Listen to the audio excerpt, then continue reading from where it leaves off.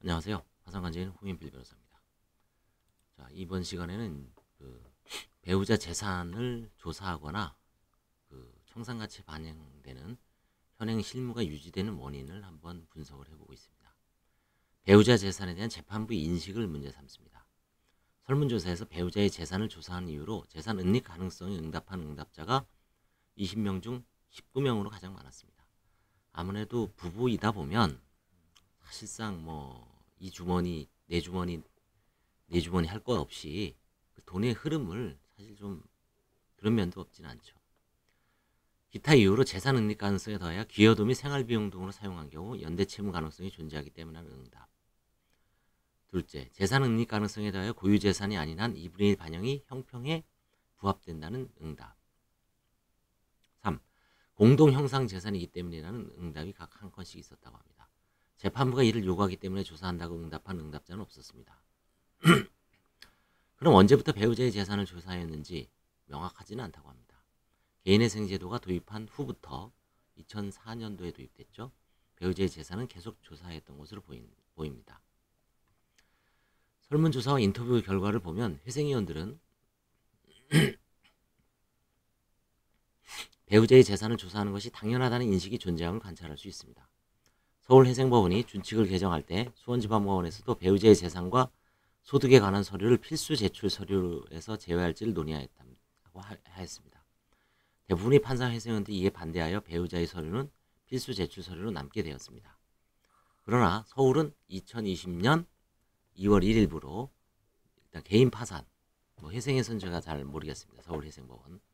서울 개인 파산에서는 배우자의 재산은 원칙적으로 빼는 걸로 했죠. 그래서 현행 실무가 유지되는 것은 아래와 같은 사건들이 존재하기 때문인 것으로 이제 분석을 하고 있습니다. 정 박사님은 정 변호사님, 정 박사님이죠. 즉 신청 사건 중에는 소득 활동을 하지 않는 배우자 명의로 모든 재산이 형성되는 경우가 있다고 합니다. 채무는 모두 신청인이 부담하나 채무자 명의로는 재산이 하나도 없거나 거의 형성되어 있지 않습니다.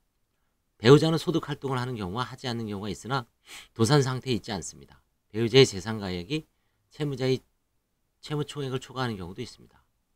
이때 채무자가 기존의 소득보다 적은 금액을 받는 곳으로 이직을 하고 개인회생을 신청하는 경우에 채무자 명의로 형성된 재산이 거의 없기 때문에 채무자는 청산 가치를 보장하는 한도 내에서 최저 변제액 요건을 충족하면 인가 결정을 받고 변제금을 모두 납부한 이후에 면책을 받을 수 있게 되죠.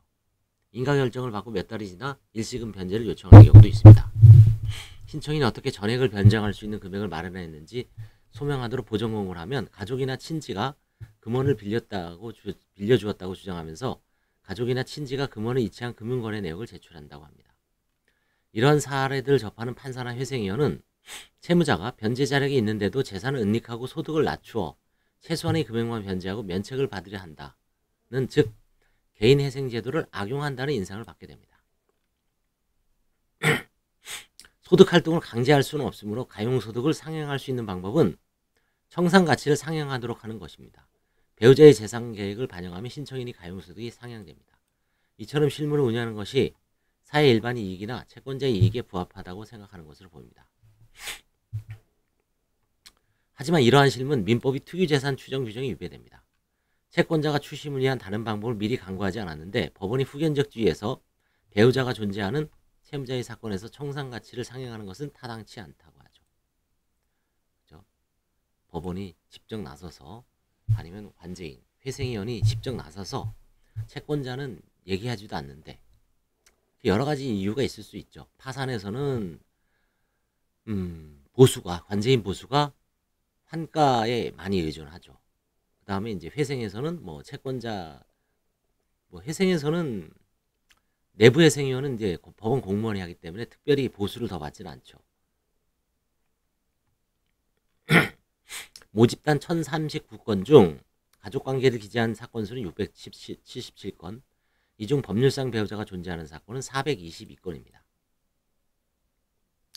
최소한 677건 중 62.3%에 해당하는 사건에서 배우자의 재산가액을 신청인이 청산가치에 반영하는 문제가 발생할 수 있습니다. 신청 사건의 절반 이상에서 이러한 문제가 계속된다는 것을 의미합니다. 이처럼 회생위원별로 재판부별로 혹은 같은 회생이었지만 사건별로 배우자의 재산가액 일부를 채무자의 청산가치에 반영하는지 여부와 정도의 차이가 있게 발생하려면 회생인이 업무 수행의 신속성과 공정성이 저해될 가능성이 있죠.